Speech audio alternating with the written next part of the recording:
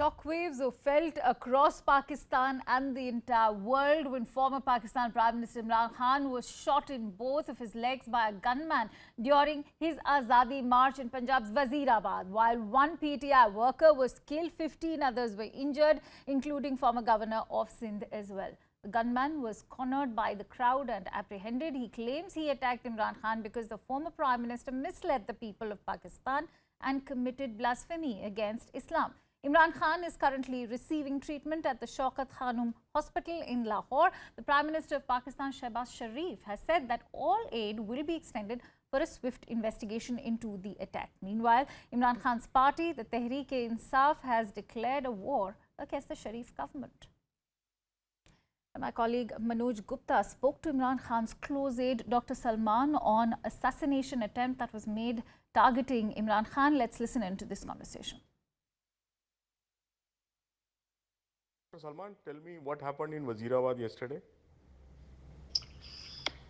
Yesterday, which was the 6th day after beginning the long march, Chairman Imran Khan began his long march from Lahore, and the container, which is the mobile vehicle that he was on, was traveling very slowly daily for 12 kilometers a day. Yesterday, which was day 6, around late afternoon,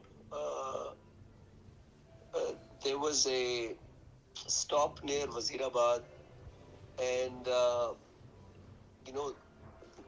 Khan Sahib was getting ready to make a speech, and all of a sudden there was a burst of bullets. And in the fog of war, actually, there is a lot of question marks on where the shooting came from, whether there were more than 2 shooters or one. I think it has been established that one shooter was caught on camera where a civilian wrestled him down and prevented, I think, Chairman Imran Khan's, more serious injury. Sir, have you spoken to Mr. Khan after the attack? Yes. He was telling me not to worry. I've known him for 40 years. I played cricket with him. Who you blame for this attack? Well, now publicly, Imran Khan's party General Secretary Asad Umar has taken 3 names. One is Prime Minister Shehbaz Sharif, the second is Interior Minister Rana Sanaullah, and the third name is a General Faisal Nasir.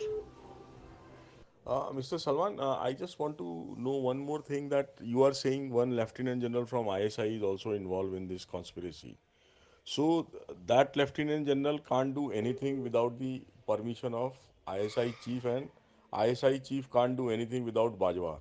So you are directly or indirectly naming General Bajwa and ISI Chief for this attack. I'm just giving you the facts at the moment. You see, one fact is that when Prime Minister Imran Khan was deposed, he said that there was a cipher, and that cipher was discussed with the National Security Council. Everyone agreed, not just Imran Khan, but all the army chiefs, all the service chiefs. It's a National Security Council which came to the thing that the information in the cipher is very damaging for Pakistan. All right, and we're getting a CNN News 18 mega exclusive on Imran Khan's attack. Well, what's next? Pakistan's top military commanders are now in a huddle. They're discussing the all options and current situation after Imran Khan's alleged assassination attempt. The COAS General Qamar Javed Bajwa, the DG ISI Lieutenant General Nadeem Anjum, DG ISPR Lieutenant General Babar Iftikhar, and top commanders were present at an emergency meeting. at the GHQ. Now, after the meeting, General Bajwa contacted Prime Minister Shehbaz Sharif on the hotline, discussed and briefed country's current situation after the attack. According to top sources, following points have now come under this emergency meeting's discussion. Number one, to declare national emergency under Article 232 of the Constitution. Formation of national or interim government to avoid the upcoming crisis, chaos and anarchy in the country. For more details, let's quickly go across to our managing editor Anand Narasimhan, who's joining me on the phone line. Anand, this certainly goes on to say that the military is currently in a huddle only to combat the kind of resentment that is going to come from Imran Khan's supporters, who were quite a majority. Yes, good afternoon to all our viewers, and our investigations editor Manoj Gupta has kept us and also our viewers ahead on the coverage as far as this entire drama that unfolded in Wazirabad. Imran Khan shot 4 times in his legs, and it has created a huge pain point. Now, the fact is that there is one way to turn it around and say that it happened in a province that is governed by the PTI, that is the province of Punjab. But Imran Khan naming 3 people, Shehbaz Sharif, Rana Sanaullah, the Prime Minister and the Interior Minister, and also Faisal Nasir, the DGC, has now put a spanner in the works, because who then speaks to the Pakistan Tehreek-e-Insaf if Imran Khan has opened up cudgels like this, and he's also drawn the battle lines. And this attack on Imran Khan happened 24 hours after he had taken on Qamar Javed Bajwa, the Pak Army chief, where he said that Qamar Javed Bajwa is not acting against corrupt officials. He is actually backing an ilk which is steeped in corruption. And he's the one and Imran Khan literally drew the battle line, saying it is me against Bajwa now. Now, amidst all of this, there is a huge amount of civic unrest. How does this government, which is again a cobbled up opposition that has now come together, and it is clearly an alliance of unequals, who are sitting there on this very, very thorny throne of the Pakistan establishment, Pakistan government.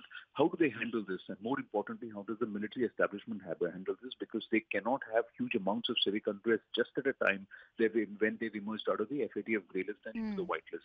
They are trying to correct the international narrative, and then Pakistan is now in the throes of absolute anarchy on the streets. There are already instances of violence. Now, amidst all of this, I think 2 aspects stand out. Will Qamar Javed Bajwa push for an extension?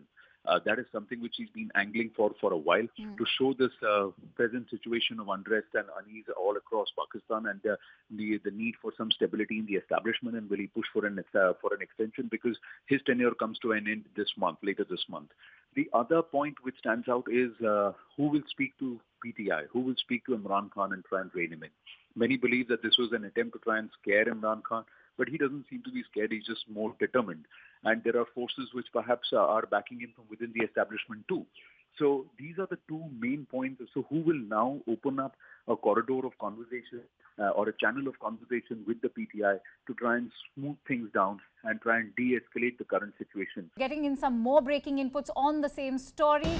This is a CNN News 18 exclusive scoop on Imran Khan summoning party leaders after assassination grid on him. Imran Khan has now summoned top party leaders at the Shaukat Khanum Hospital to discuss the long march's fate and party policy, even the future strategy, all to happen today. The violent protests have started all across the country, and people are on the streets in Karachi, Lahore, Faisalabad, Islamabad, Rawalpindi, Sialkot and even Peshawar. PTI lawyers, Insaf Student Federation, traders and civil societies have also called for protests on Friday in favor of the former Prime Minister. The Interior Ministry has put the police and paramilitary troops on high alert as well to deal any possible situation in the country. Let me quickly go back across to Anand.